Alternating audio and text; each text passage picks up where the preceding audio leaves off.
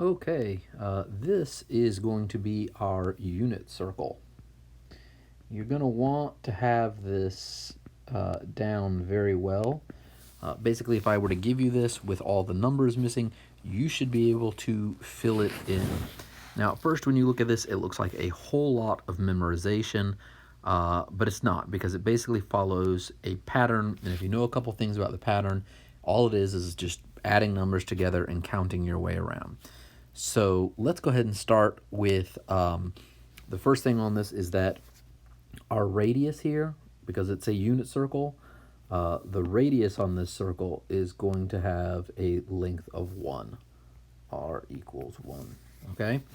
And then these angle measurements and everything like that will extend out for all circles, larger or smaller. It's just going to be fractions of, complete rotations. Well, if it's degrees, it's fine, but for radians, it's going to be just kind of fractions of how far around the circle you went. So if you look at this, you can start off at 0 degrees, and then you can just start, you can count by two different numbers. You can count by 30s, or you can count by 45s, but not both. So you can count by 30s, or you can count by 45s. And, counting by 30s will get you all the ones divisible by 30. Counting for 45 will get you the others in between. Okay, so 30s or 40s. So let's start off, let's count by 30s. We start here at 0. We go 30, 60, 90, 120, 150, 180, 210, 240, 270, 300, 330, and 360 all the way back around. All of that was just counting by 30s, going a third of turns around the whole way. Okay, so if you can do that, then you're off to a pretty good start. Next, let's count by 45s. If we count by 45s, we get 45, 90, 90 plus 45 is 135, 135 plus 45 is 180, add 45, 225, add 45, 270, 315, and then all the way to 360. Those are our 45 degree ones. Notice the 90, 180, 270, and 360. We hit those all again as well, with either counting by 30s or 45s.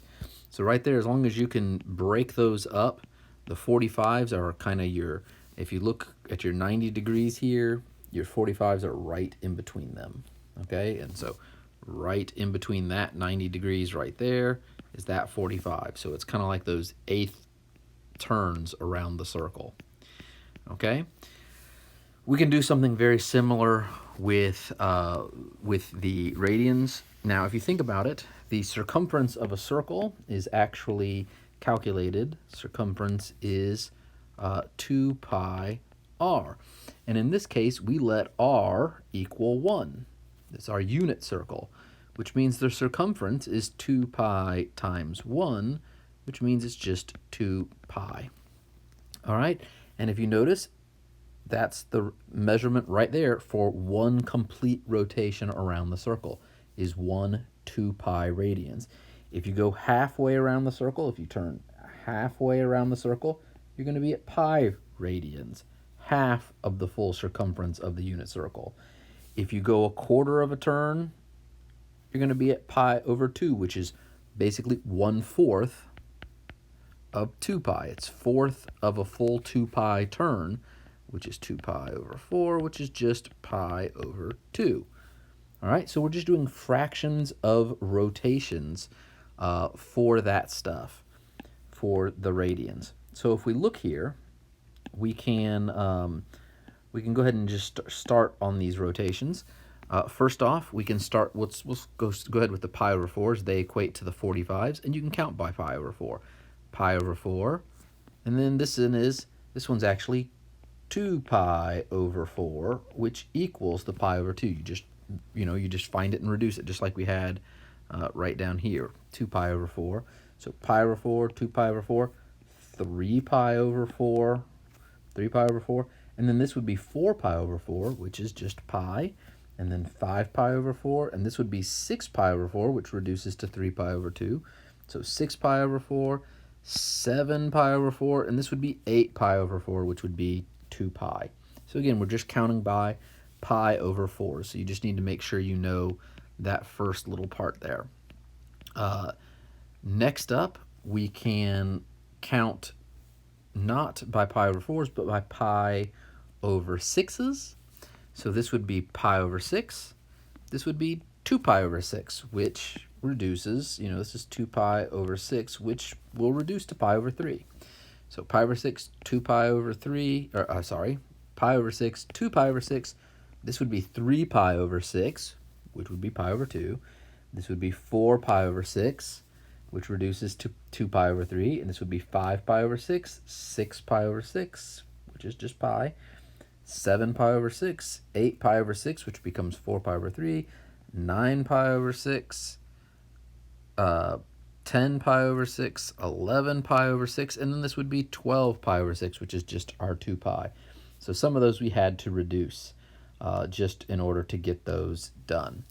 Now, we can actually, for the ones that you have to, kind of reduce how much reducing you have to do, we can actually go through and count by pi over 3s instead of pi over 6s, but we'll end up skipping some of the angles. So this is pi over 3. This is 2 pi over 3. This would be 3 pi over 3. This would be 4 pi over 3, 5 pi over 3, and 6 pi over 3. So we don't get as many of the points, but we can, if we count by the pi over 3s at the 60 degrees, we kind of end up skipping some of it. So as long as you can just keep adding, 30 degrees and 45 degrees together, or pi over 6s and pi over 4s, and you learn that pattern that I just went through, which, you probably want to watch it another time or two, you'll be able to go through and fill out all the angles on this unit circle. Down here, we have the same sort of thing, except we're going negative rotations. So if you compare the two, we're going in the negative 45 is down here, whereas up here 45 was up here, the positive 45. So we're just going the opposite way with everything, but you can still do the same countings, right? Negative pi over 4, negative 2 pi over 4, which is pi over 2, negative 3 pi over 4, 4 pi over 4, 5 pi over 4, 6 pi over 4, 7 pi over 4, and 8 pi over 4, which is just 2 pi. So just do your counting, reduce your fractions, and you can fill out all the angle measurements on this.